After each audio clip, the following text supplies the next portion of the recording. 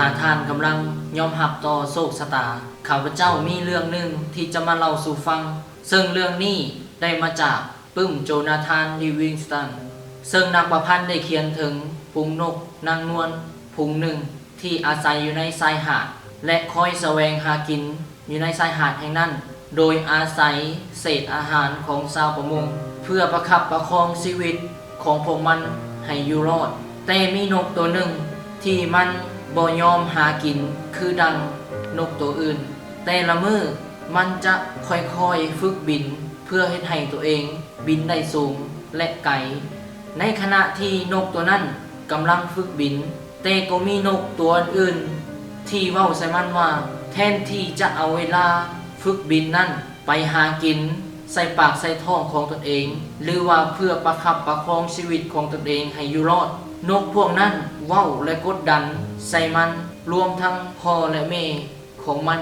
ก็บ่เห็นดีในการฝึกบินของมันมื้อหนึ่งที่นกตัวนั้นกำลังบินเหตุการณ์ที่เกิดขึ้นก็คือมีพายุกำลังมาและพัดเอานกตัวนั้นตกลงสู่พื้นดิน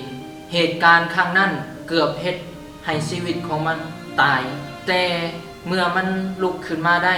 นกตัวนั้นมันเข้มแข็งขึ้นและพยายามให้สูงขึ้นกว่าเก่าและรู้เทคนิคในการต่อสู้กับพายุเหล่านั้นและในที่สุดความพยายามของมันก็ประสบผลสำเร็จนกตัวนั้นสามารถบินได้ไกลและออกไปสู่ชายหาดแห่งใหม่อยู่ในชายหาดแห่งนั้น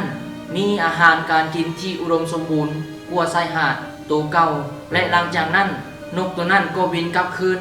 มาสู่ชายหาดตัวเก่าเพื่อบอกกับฝูงนกตัวอื่นๆว่าให้ฝึกบินและไปสู่ชายหาดแห่งใหม่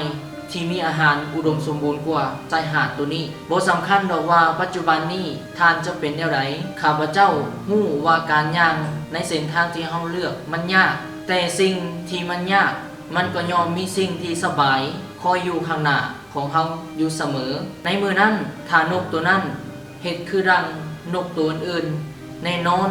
นกตัวนั้นหรือว่าชีวิตของมันก็บ่เปลี่ยนแปลงหากินญาติแย่งกันกินอยู่แบบนั้นพายุที่พัดนกตัวนั้นตกลงไปก็เปรียบเสมือนอุปสรรคและปัญหาที่กำลังเข้ามาทดสอบเฮาในเวลาที่เฮาย่างไปหาความฝันของเฮาข้าพเจ้าเชื่อเสมอว่าเมื่อชีวิตของเฮายังความหวังยังอยู่เสมอจงสู้และเฮ็ดตามความฝันของตนเองถึงมันจะยากเพียงใดก็ตามหวังว่าวิดีโอนี้จะเป็นประโยชน์และเป็นกำลังใจให้คนหลายๆคนขอขอบใจ